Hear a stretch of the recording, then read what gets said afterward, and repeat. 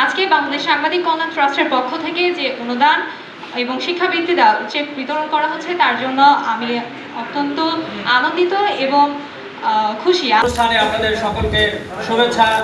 গণপ্রজাতন্ত্রী বাংলাদেশ সরকারের তথ্য সম্প্রচার মন্ত্রণালয়ের অধীনে বাংলাদেশ সাংবাদিক কল্যাণ ট্রাস্টের পক্ষ থেকে শুক্রবার বিকালে বগুড়া প্রেস ক্লাবে রাজশাহী বিভাগের সাংবাদিকদের আর্থিক অনুদান ও তাদের সন্তানদের মাঝে শিক্ষাবৃত্তির চেক বিতরণ অনুষ্ঠান অনুষ্ঠিত হয়। চেক বিতরণ অনুষ্ঠানে সভাপতিত্ব করেন বগুড়া জেলা প্রশাসক ও বাংলাদেশ সাংবাদিক কল্যাণ ট্রাস্ট বগুড়া জেলা সভাপতি হোসনা আফরোজা, সাংবাদিক ইউনিয়ন বগুড়ার সভাপতি গণেশ দাস এবং সাধারণ সম্পাদক এস.এম. আবু সাঈদের সঞ্চালনায় অনুষ্ঠানে প্রধান অতিথি ছিলেন বাংলাদেশ সাংবাদিক কল্যাণ ট্রাস্টের ব্যবস্থাপনা পরিচালক বিশিষ্ট সাংবাদিক নেতা মুহাম্মদ আবদুল্লাহ।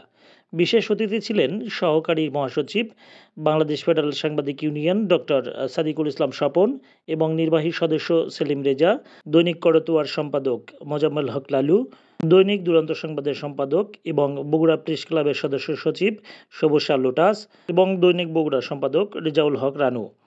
চেক বিতরণ অনুষ্ঠানে প্রধান অতিথি বলেন, সাংবাদিক কল্যাণ ট্রাস্ট সাংবাদিকদের দুস্থ বলতে নারাজ, সাময়িক সমস্যাগ্রস্ত বলতে চায়।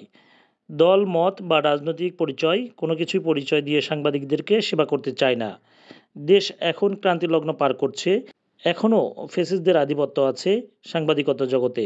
জুলাই আগস্ট বিপ্লব হয়েছে ন্যায় বিচার ভিত্তিক রাষ্ট্র গঠনে, যেখানে গণমাধ্যমের স্বাধীনতা থাকবে অবারিত।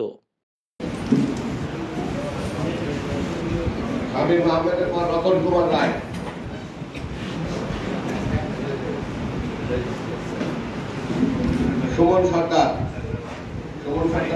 বাইরে যেতে শাহাদত হোসেন শাহিদ বগুড়া।